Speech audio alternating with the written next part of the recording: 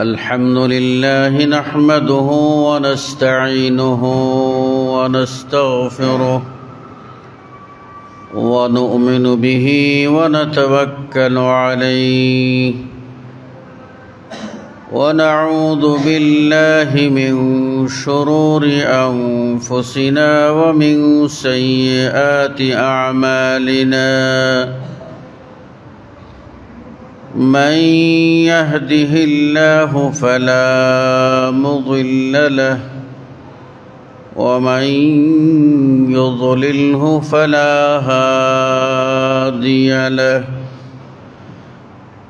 فأشهد أن لا إله إلا الله وحده لا شريك له وأشهد أن محمدًا عبده ورسوله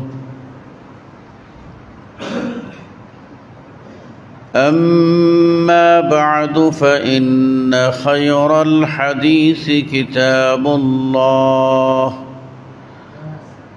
وخير الهدي هدي محمد صلى الله عليه وسلم وشر الأمور محدثاتها وكل محدثة بدعة وكل بدعة ضلالة وكل ضلالة سبيلها إلى النار فقد قال الله تبارك وتعالى في كلامه المجيد بعد أعوذ بالله من الشيطان الرجيم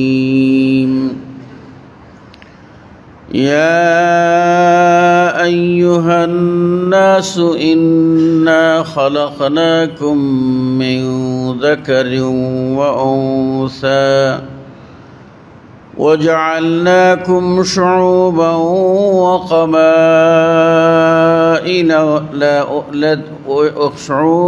وقبائل لتعارفوا إن أكرمكم عند الله أتقاكم وقال نبينا محمد صلى الله عليه وسلم الدنيا متاع وخير متاعها المرأة الصالحة সম্মানিত মুসল্লিবৃন্দ, আল্লাহ রাব্বুল আলামিন মেহেরবানি করে দয়া করে আমাদেরকে ওইসব নেক বান্দাদের অন্তর্ভুক্ত করেছেন যারা জুমার দিনের বিশেষ ফজিলত পাওয়ার জন্য আগেভাগে মসজিদে এসে হাজির হয়। তাই আল্লাহর তরে প্রশংসা আলহামদুলিল্লাহ। সাথে সাথে দোয়া করি আল্লাহর কাছে আল্লাহ যেন আমাদেরকে জুমাবারের প্রতিযোগিতায় বিজয়ী হিসাবে তার দফতরে আমাদের নাম লিপিবদ্ধ করেন, আমিন। অতঃপর অসংখ্য অগণিত সালাত ও সালাম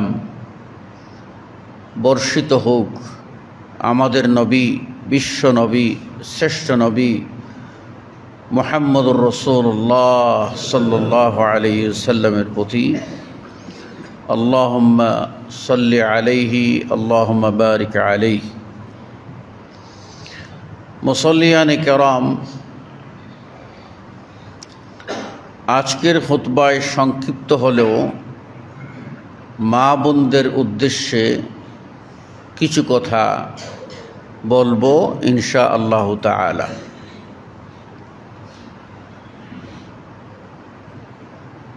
মা বোনেরা এই মানুষ জাতির অবিচ্ছেদ্য অংশ। তারা হচ্ছেন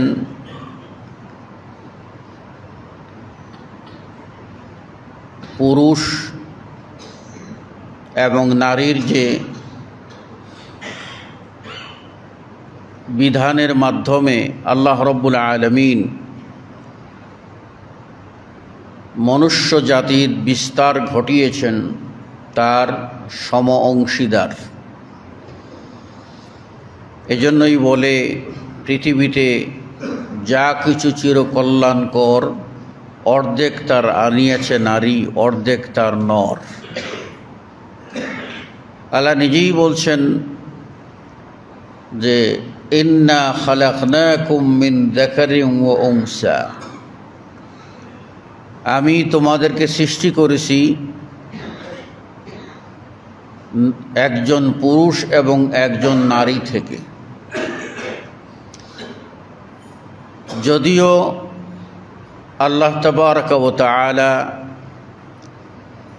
পুরুষকে আগে সৃষ্টি করেছেন,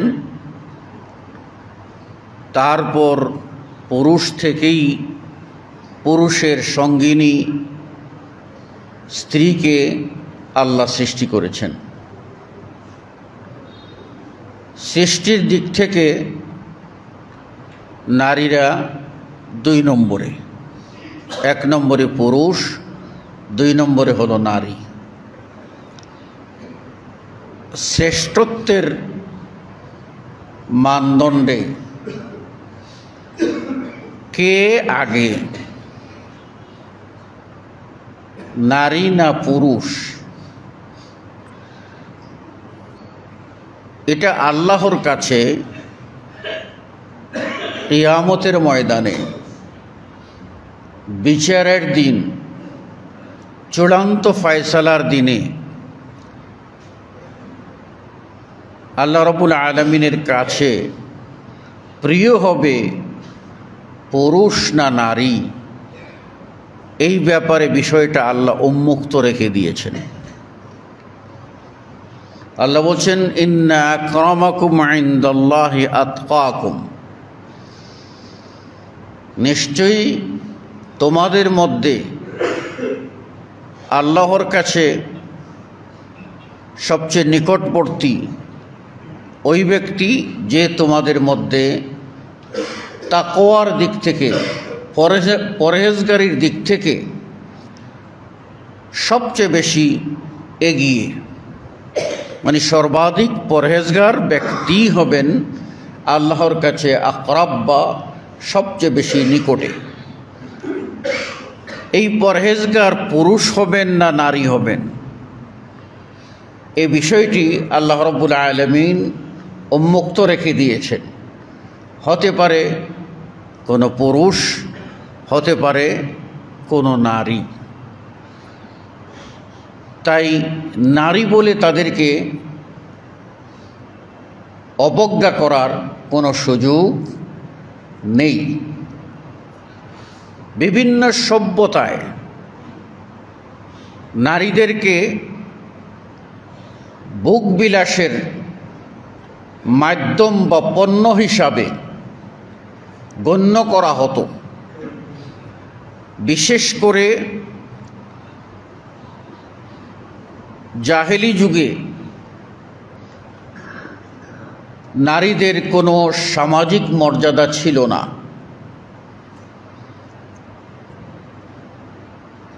তাদের কোনো সম্পত্তিতে উত্তরাধিকার ছিল না। তাদেরকে পুরুষদের মনোরঞ্জনের জন্যই শুধু ব্যবহার করা হতো। এমনকি দাসদাসী প্রথায় দাসীদেরকে ইচ্ছার বাহিরেও পুরুষদের মনস্তুষ্টির জন্য বা অতিথিদের মনোরঞ্জনের জন্য জোর করে ব্যবহার করা হতো। জাহেলদের কোনো এক সম্প্রদায়ে কন্যা সন্তান জন্ম নেওয়া কলঙ্ক বলে তারা মনে করত। এজন্য সন্তান প্রসবের পূর্বে ওই মহিলাকে তারা জনবস্তি থেকে দূরে একটা কুঁড়েঘর কোনো মতে বানিয়ে সেখানে রাখত এবং পাশেই একটা গর্ত করে রাখত। প্রসবের পর তারা দেখতে যেত ছেলে হলো না মেয়ে হলো। যদি ছেলে হয় তাহলে তারা সসম্মানে উৎসব করে নারীকে তারা বাড়িতে নিয়ে আসতো।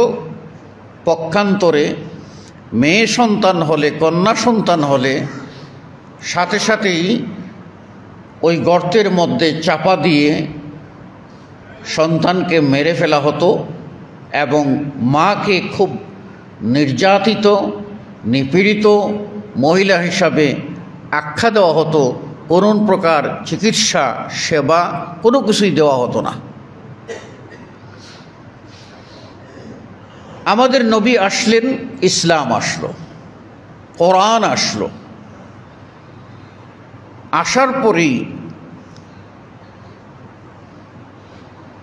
নারীদের অধিকার নিশ্চিত করল।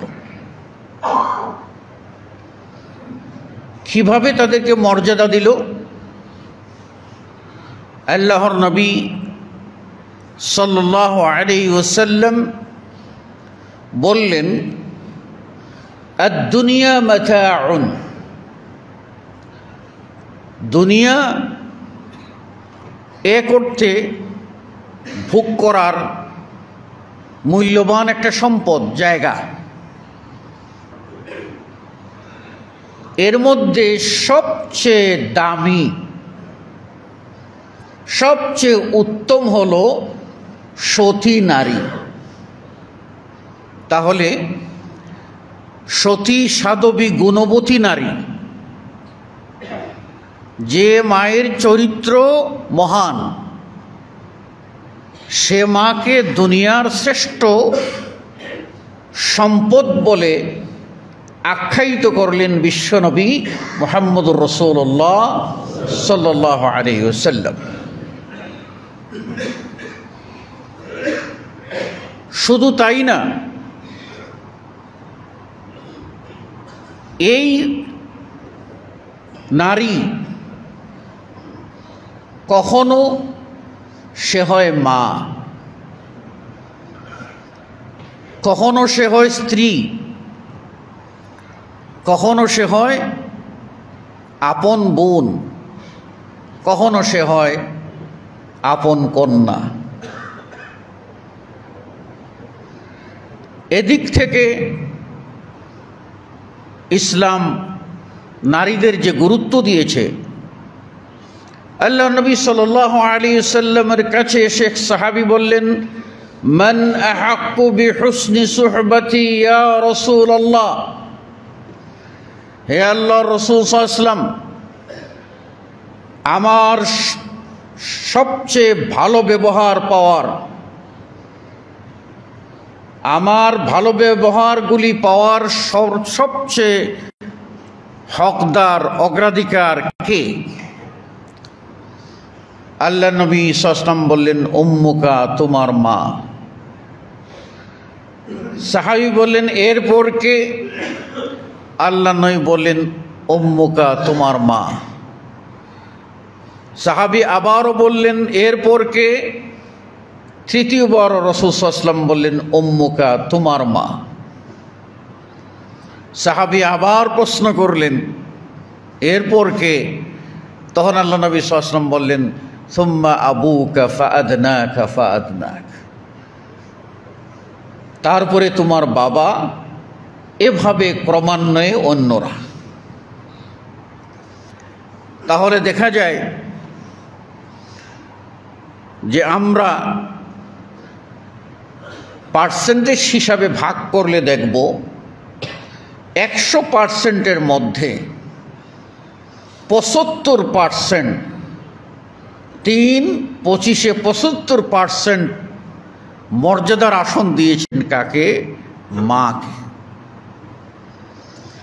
আর শুধু 25%, 1/4, 4/1 দিয়েছেন পিতাকে। তারপর সাধারণ অগ্রাধিকারের ভিত্তিতে যে আসবে সে। তাহলে এটি স্পষ্ট মায়ের কত মর্যাদা। জিহাদের মতো গুরুত্বপূর্ণ ইবাদতের ক্ষেত্রে রাসূল সাল্লাল্লাহু আলাইহি ওয়াসাল্লাম বলছেন, মা বাপ থাকলে তাদের সেবার মধ্যে জিহাদ করো। হিজরতের মতো গুরুত্বপূর্ণ ইবাদতের ক্ষেত্রে রাসূল সাল্লাল্লাহু আলাইহি ওয়াসাল্লাম বলছেন যে মা বাবার সেবা করো। জিহাদ ও আমার সাথে হিজরতের যে মর্যাদা সেটা তুমি সেখানেই পেয়ে যাবে। মা বাবাকে কাঁদিয়ে এসেছিলেন সাহাবী। আল্লাহ নবী সাল্লাল্লাহু আলাইহি ওয়াসাল্লাম বললেন, ইযহাব ইলাইহিমা, মা বাবার কাছে যাও, ফাআযহিকহুমা কামা আবকাইতাহুমা, যেমন করে তুমি তাদেরকে কাঁদিয়ে এসেছো, আবার গিয়ে তাদের সেবার মাধ্যমে মনে খুশি জাগিয়ে তাদেরকে মুখে হাসি ফুটাও। রাসূল সাল্লাল্লাহু আলাইহি ওয়াসাল্লাম বলছেন, মা বাবার অবাধ্য সন্তান জান্নাতে যাবে না। তাহলে এত সবের মাধ্যমে মাকে কত মর্যাদার আসন দিয়েছেন। তারপর স্ত্রী হিসাবে একজন নারীর কতটুকু মর্যাদা। আল্লাহ নবী সাল্লাল্লাহু আলাইহি ওয়াসাল্লাম বলছেন, ফাসফার বিজাতিদ দ্বীন তারিবাত ইয়াদাক, তুমি দিনদার গুণবতী একজন মেয়েকে বিবাহ করো, তোমার স্ত্রী হিসাবে নির্বাচন করো দিনদার মেয়ে, তোমার হাত বরকতে ভরে যাবে। আল্লাহ রাব্বুল আলামিন কোরআনুল কারীম বলছেন, ফাসায়ুগনিহুমুল্লাহ, যারা তাদের সতীত্ব, তাদের পবিত্রতা রক্ষার জন্য বিবাহ করে দরিদ্র হলেও আল্লাহ রাব্বুল আলামিন তাদেরকে ধনী করে দেন। এর অর্থ স্বাবলম্বী করে দেন, উপায় বের করে দেন। আমাদের সমাজেও আছে যে ছেলে কথা শোনে না, অনেকেই বুদ্ধি দিয়ে ওর ঘাড়ে একটা জোয়াল দিয়ে দাও, তাহলে এমনি সোজা হয়ে যাবে। অর্থাৎ জোয়াল বুঝছেন তো, ওর একটা বিয়ে করাই দাও, তাহলে এই ঠেলার নাম বাবাজি বুঝবে, সংসার স্ত্রীর ভরণ পোষণ দিতে গিয়া বাধ্য হইয়া চাকরি করবে, কিছু একটা করে খাবে। তো আল্লাহ বলছেন, পবিত্রতা রক্ষার জন্য বিয়ে করে আমি তাকে ধনী করে দেব, অর্থাৎ তার চলার পথকে আল্লাহ সহজ করে দেবেন। নারীদের মর্যাদা এমন দিলেন যে একজন নারীকে আনতে হলে পুরুষকে ত্যাগ স্বীকার করতে হবে, তার জন্য মহরনা নির্ধারণ করতে হবে, তার জন্য প্রস্তাবনা দিতে হবে, তার জন্য মহরনা নির্ধারণ করতে হবে, এবং গোষ্ঠীর ভালো ভদ্রলোকেরা গিয়ে সসম্মানে ওই মহিলাকে, ওই মেয়েকে বিবাহ করে ওই মেয়েকে সসম্মানে তারা তাদের নিজ গ্রামে পাড়ায় নিয়ে আসবে। টাকা দিয়ে খরচ করে সসম্মানে নারীকে আনতে হবে। আনার পরে এই নারীকে দিতে হবে ঘরে কর্তৃত্ব, এমন কর্তৃত্ব আল্লাহ রাসূল সাল্লাল্লাহু আলাইহি ওয়াসাল্লাম বলছেন, আল মারআতু রাইয়াতুন ফি বাইতি যাওজিহা, একজন নারী তার স্বামীর ঘরে সে দায়িত্বশীল মহিলা। সে তার নিজের ইজ্জতকে যেরকম রক্ষা করবে, স্বামী ছাড়া অন্যের কাছে বিলিয়ে দেবে না, স্বামীর মাল সম্পদগুলিও সে পাহারা দেবে, অন্য ছিনিয়ে নেক সেটা দেবে না। স্বামীর সন্তানগুলি সে লালন পালন করবে, সে অন্যের হাতে তুলে দেবে না, বিক্রি করবে না। কত বড় গুরুত্ব, কত বড় জিম্মাদারি এই নারীকে দিলেন। আর এই নারীকে আমাদের ভাষায় আমরা বলি অর্ধাঙ্গিনী। অর্থ কি? আমার অর্ধেক অঙ্গের মালিক। আমি বলতে যা বোঝায় আমার অর্ধেকের মালিক, মানে আমার সম্পদ, আমার সন্তান, আমার পরিবার পরিজন, আমার মান সম্মান, আমার খ্যাতি সুখ্যাতি যা আছে সব কিছুতে আমি যেরকম অধিকার রাখি আমার স্ত্রীও সেই রকম অধিকার রাখে। এই তো অর্ধাঙ্গিনী, জীবন সঙ্গিনী। আল্লাহ বলছেন ওয়াজআলা বাইনাকুম মাওয়াদ্দাতান ওয়া রাহমা। এই স্বামী স্ত্রীর ভিতরে আল্লাহ রাব্বুল আলামিন প্রেম প্রীতি এবং ভালোবাসা সৃষ্টি করে দিয়েছেন। এখানে শুধু প্রেম দেননি, শুধুমাত্র একটা গুণ দেননি যে এই সময় একটা যৌবনের উন্মাদনা পেরিয়ে গেলে কেউ কারো প্রয়োজন বোধ করবে না, ছাড়াছাড়ি হয়ে যাবে, মূল্য দেবে না, এটা করেননি। বরং আল্লাহ রাব্বুল আলামিন এই জুটিকে এমন একটা মহব্বতের ডোর দিয়া, মহব্বতের সুতা দিয়া আল্লাহ রাব্বুল আলামিন বাইন্দা দিয়েছেন যে যত বয়স বাড়ে তত স্বামী স্ত্রীর প্রতি নির্ভরশীল হয়, স্ত্রী স্বামীর প্রতি নির্ভরশীল হয়। সহায় সম্পত্তি, সন্তান সন্ততি সব থাকার পরেও আপনি একান্ত গিয়ে কখনো আপনার বৃদ্ধ বাবা, বৃদ্ধা মা অথবা কারো বৃদ্ধ দাদা, বৃদ্ধা দাদি, তাদের একান্ত কথোপকথন শুনে দেখবেন যে একজন আরেকজনের হাত ধরে বলছে, স্বামী বলছে আমাকে দেখবে কে, তুমি ছাড়া আমার আর কেউ নাই।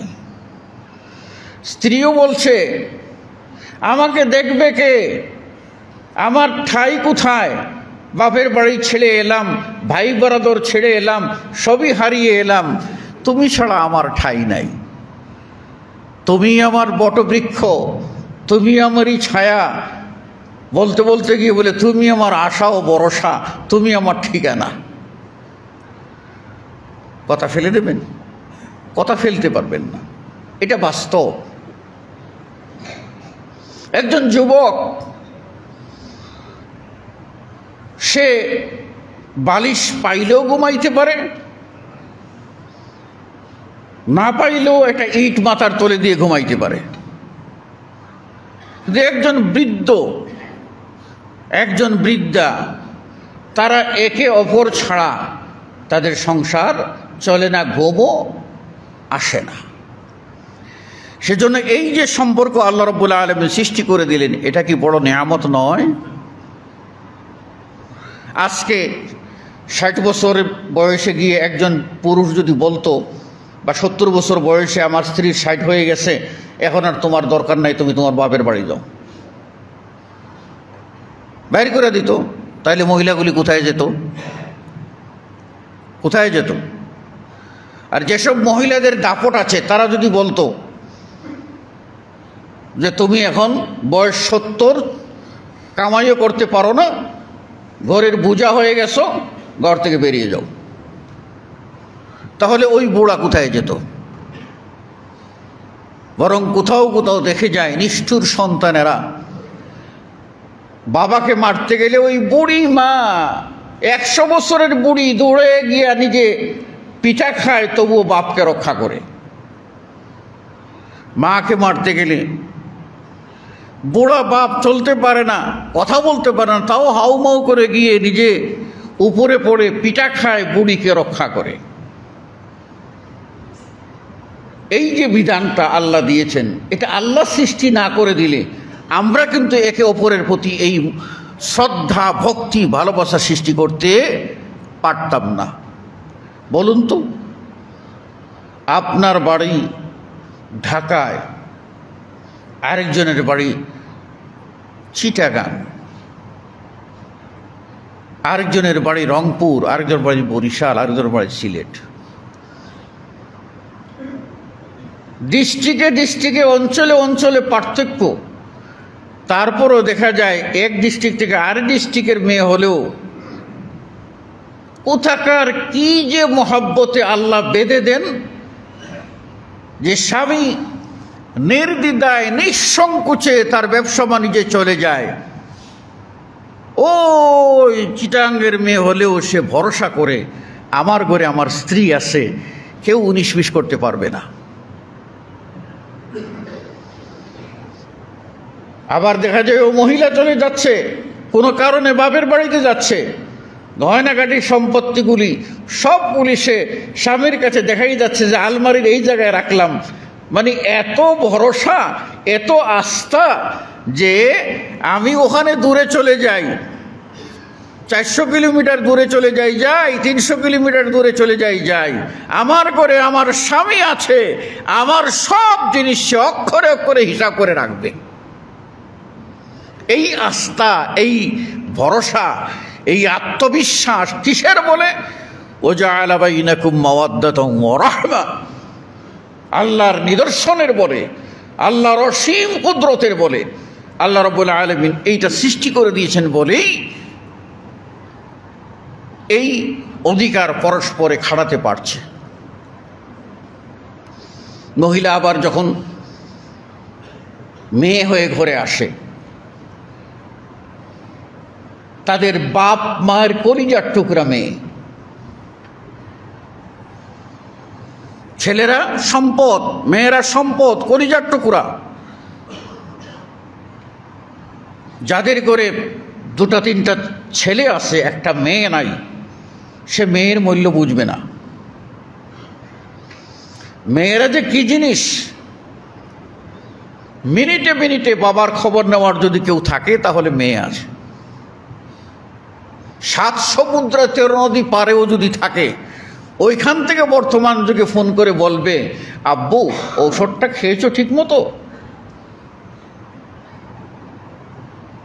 এই খোঁজ নেওয়ার যদি থাকে তাহলে 1 নম্বর মেয়ে, 2 নম্বর ছেলে। ছেলেরা বাড়ির কাছে ঘরে থাকে, ততটা খবর নেয় না, তারা তো মনে করে সকাল বিকাল দেখি। আর মেয়েরা তাদের অন্তরে সবসময় মা বাবা, ভাই, আত্মীয় স্বজন, রক্ত, বংশ, গোষ্ঠী, রাস্তা, অলি গলি যেখানে বড় হয়েছে সেটা তার প্রতিটা মুহূর্তে মুহূর্তে চোখের সামনে ভাসে, আর সে কাঁদে। এই গ্রাম, এই বস্তি, এই মহল্লা, এই পাড়া, এই মা, এই বাবা, এই দাদা, এই দাদি, এই সবকে আমি ছেড়ে এসেছি, আজ তাদের কথা আমার বড় মনে পড়ছে। ওই মহিলা সেখানে গিয়ে আবার এমন অধিকার পায়, সেখানে রাজরানী হইয়া সেখানে গিয়ে শাসন করে। এগুলি যদি একবার চিন্তা করেন তো আল্লাহর কুদরতের কথা কি মনে পড়ে না? নিশ্চয়ই মনে পড়ার কথা। এবারে আপনারা বলতে পারেন যে নারী ও পুরুষের ভিতরে সংসারে কর্তৃত্ব করবে কে? এই সংসারে কর্তৃত্বের বেলায় আল্লাহ রাব্বুল আলামিন বলে দিয়েছেন, আর রিজালু কাওয়ামুনা আলান নিসা, পুরুষরা কর্তৃত্ব করবে। পুরুষরা কর্তৃত্ব করবে কেন? কর্তৃত্ব এমনি আসে না, সমাজের লিডার এমনি হওয়া যায় না। কোটি কোটি টাকার মালিক, গুলশানে বাড়ি, জিন্দগি তো এলাকায় আসে না, সেই মানুষকে কেউ নেতা মনে করবে না। আবার আরেকজন কিছু নাই, সুখে দুঃখে মানুষের পাশে দাঁড়ায়, আর না হোক নিজের দেহ দিয়ে, মুখ দিয়ে গিয়ে সান্ত্বনা দেয়, হাত দিয়ে কাজ করে প্রতিবেশীর পাশে দাঁড়ায়, মানুষ বিপদে তাকেই ডাকে। এটাই বাস্তবতা। নারীদের উপরে পুরুষের কর্তৃত্বেরও এরকম দুটা কারণ আল্লাহ নবী সাল্লাল্লাহু আলাইহি ওয়াসাল্লাম বলে দিয়েছেন, আল্লাহ রাব্বুল আলামিন নির্ধারণ করে দিয়েছেন। তার মধ্যে একটা কারণ হলো নারীকে যেই সময় থেকে পুরুষ নিয়ে আসে সেই সময় থেকে নারীর ভরণ পোষণ, কাপড় চোপড়, চিকিৎসা এটা নিশ্চিত করে। 2 নম্বর, নারীর জন্য নিরাপত্তা নিশ্চিত করে। নারীর নিরাপত্তা নিশ্চিত করে পুরুষ, তার জন্য ভালো থাকার জায়গায় ব্যবস্থা করে, তার নিরাপত্তার কোনো ক্ষতি হোক কোনো পুরুষ মেনে নেয় না। এই যে দুটি কর্তৃত্ব, দুটি দায়িত্ব, গুরু দায়িত্ব পালনের জন্য আল্লাহ রাব্বুল আলামিন বলছেন, তুমি যখন এই খাওয়াইবা, তুমি যখন পড়াইবা, তুমি যখন ঘর বানাইয়া জায়গা দিবা, তুমি যখন সব কিছুই করবা, তো তোমার উপরে কর্তৃত্ব থাকলো নারীকেও দেখে শুনে রাখো, ওরেও শাসন করো। কথাটা ভালো করে বুঝে নেন, এমনি দেয় নাই। এখন মহিলারা যদি এই পুরুষের শাসনটা না মানেন, আর পুরুষ যদি বলে যে ঠিক আছে আমি তোমার চিকিৎসার খবর নেব না, তোমার নিরাপত্তা আমি দেব না, তোমাকে আমার বাড়িতে ঠাঁই দেব না, যাবে কোথায়? কোথায় যাবে? এখনকার সমাজে মায়া মহব্বত উঠে গেছে, ধন সম্পদের প্রতি মানুষের এখন লিপ্সা বেশি। অনেক সময় মা বাপও ধনের কারণে, সম্পদের কারণে সন্তানের প্রতি ইনসাফ করতে পারে না, কখনো পক্ষপাত দুষ্ট হয়ে যায়। আর ভাইয়ের এত প্রশ্নই আসে না। ভাই বোনের সম্পর্ক এটা হলো রক্তের সম্পর্ক। বাপের রেখে যাওয়া সম্পত্তি থেকে বোন যদি অংশ নিয়ে নেয়, তাহলে এই বোন বাপের বিটায় এসে ঠাঁই পাবে কি পাবে না? আপনারা বলবেন পাবে না, আমি বলবো পাবে। সম্পত্তিটা নিয়েছে আল্লাহর বিধান অনুযায়ী, তার অংশ নিয়েছে, ভাইয়ের অংশ নেয় নাই। তার যেটুকু পাওনা সেটুকু নিয়েছে, ভাইয়ের অংশ নেয় নাই। ভাই বোনের সম্পর্ক হচ্ছে হৃদয়ে গাঁথা সম্পর্ক, পবিত্র সম্পর্ক, রক্তের সম্পর্ক। এই সম্পর্ক সম্পদ দিয়ে কাটা যায় না, গড়াও যায় না। সম্পদ দিতে হবে, বোন তাকে নিতে হবে, এটা আল্লাহর বিধান। আমি যে রক্তের ভাই হিসেবে বোনের খবর নেওয়া আর বোন হিসাবে ভাইয়ের খবর নেওয়া, এটা রক্তের দাবি, এটা সম্পর্কের দাবি, এটা মালের দাবি না। আমাদের সমাজটা উল্টা হয়ে গেছে। মাল নিয়ে গেলে, ওয়ারিশানা নিয়ে গেলে, আর ওই মেয়েকে বাড়ি থেকে দূর দূর করে তাড়িয়ে দে, বাড়ি থেকে ঝাঁটাইয়া তাড়িয়ে দে। অনেক বাড়ি আছে, বাইরের বউরা খবর নেয় না। ওই মহিলাটা কিছুই চায় না, শুধু একবার চায় বাপের ভিটাটা ঘুরে দেখে আসতে। একবার চায় এই জায়গায় আমার বাবা বসতো, এই জায়গায় আমার মা বসতো, এভাবে এই রুমে আমার মা থাকতো, এইটা দেখে আসতে চায়। এখানে আমার ভাই ছিল, এই ভাইটা এখানে থাকতো, ওই ভাইয়ের ভিটাটা দেখে আসতে চায়। আপনারা জানেন অন্তিম মুহূর্তে, আজ থেকে 3 বছর ধরে আমার মা বিছানায় শায়িত, সেটা আপনারা জানেন। তো পরশুদিন গেলাম, সেন্সলেস, কিছু নাই। মাঝে মধ্যে বলে, বাবা তুমি কি ভুলে গেছো তোমার একটা যে মেয়ে আছে, তাকে নেবে না তুমি? মানে বেহুশিতে বলতেছে। তারপর বলতেছে, কই রে রহমতুল্লাহ, কই হাফিজুল্লাহ, ভাইদের নাম বলে ডাকতেছে। তোরা একবার আয় আমার বাড়ি, অন্তত বাড়ির ঘাটায় নিয়ে আমার একটু ফেল, আমি একটু বাড়িটা দেখি। বেহুশির মধ্যে এটাই একটা নারীর চাহিদা, আর কিছু না।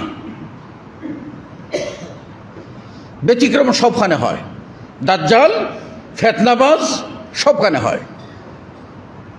ভালো যেখানে আছে, মন্দ সেখানে আছে। যেখানে ফেরাউন আছে কয় না সেখানে মূসা আছে, সেই রকম আছে। কিছু জবরদস্তি করে সম্পদ নিয়ে সব সম্পর্ক বিনষ্ট করে, এটা আছে। এখন আমাদেরই দায়িত্ব হলো সেটা পালন করতে হবে। অনেক সময় মহিলারা বিড়বিড় করে বৃদ্ধা অবস্থায় কাঁদে, আমার ভাইটা যদি একবার আমাকে দেখতে আসতো, একটা যদি একবার আমার গ্রামের বাড়িতে নিয়ে যেত, বাপের ভিটা একটু নিয়ে যেত। এটা কিসের জন্য? এটাই নারীর টান। এটাকে অস্বীকার করে যারা, এরা নিষ্ঠুর, ওরা মানুষ নামের কলঙ্ক, ওরা মানুষ হতে পারে না, ওরা পশুর চেয়ে অধম। এরপর যে বিষয়টা খেয়াল করতে হবে সেটা হলো, কোন নারী সবচেয়ে উত্তম? চরিত্রবান নারী সবচেয়ে উত্তম। কোন নারী সবচেয়ে সুন্দরী? কোন নারী সবচেয়ে সুন্দরী? এই সুন্দরীর সংজ্ঞা কিন্তু আমরা যদি বানাই নিজেদের মতো করে হবে না, একটা সংজ্ঞা নির্ধারণ করা যাবে না। কি সুন্দরী? আমরা যদি বলি আমাদের কাছে সাদা চামড়ার নারী সুন্দরী, আবার যান আপনি আফ্রিকায় কালো মানুষ, তাদের মধ্যে সুন্দরীকে, সাদাদের মধ্যে সবচেয়ে সাদা সুন্দরী, কালোর মধ্যে সবচেয়ে কালো হলো সুন্দরী। আফ্রিকায় সবচেয়ে বেশি কালো যেটা, এইটার মোহরানা বেশি, ওটা হলো জাতি নারী। আমরা সংজ্ঞা কি দিয়ে করব কোনটা সুন্দরী? সুন্দরের সংজ্ঞা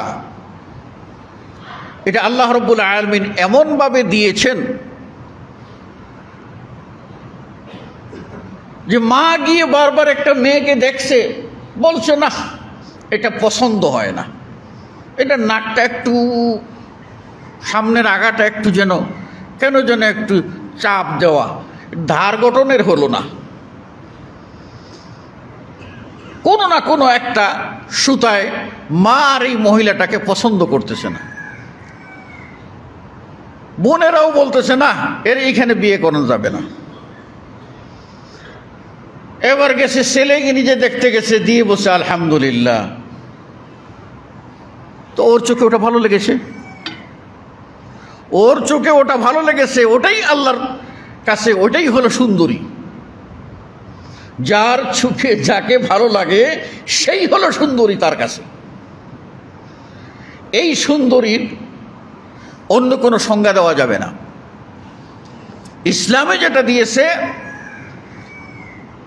আল্লাহ নবী সাল্লাল্লাহু আলাইহি সাল্লাম বলেছেন, সুন্দরী নারী হলো ওই নারী মান নাযারতা ইলাইহা সাররাতকা, যে নারীর দিকে তুমি তাকাবে তোমার নয়ন জুড়িয়ে যাবে। এখন যদি চামড়া সুন্দরী হয়, সুন্দর গঠনের যদি মহিলা হয়, আর চোখ দুটা যদি বাঘিনীর চোখ হয়, গলাটা যদি গাধার মতো খেকড়ানো গলা হয়, তাহলে ওই মহিলা যতই সুন্দরী থাক, ওর কাছে ভিতরে যাইতে গিয়ে স্বামী আগেই বলবে আমার এই পাগলিকে খেপাইও না। এই সুন্দরের কোনো মূল্য নাই। সুন্দর হলো ওই নারী সুন্দরী যার দিকে স্বামী তাকাইলে স্বামীর নয়ন জুড়িয়ে যায়, চোখ ঠান্ডা হয়ে যায়। 2 নম্বর বলা হয়েছে ইজা আমারতা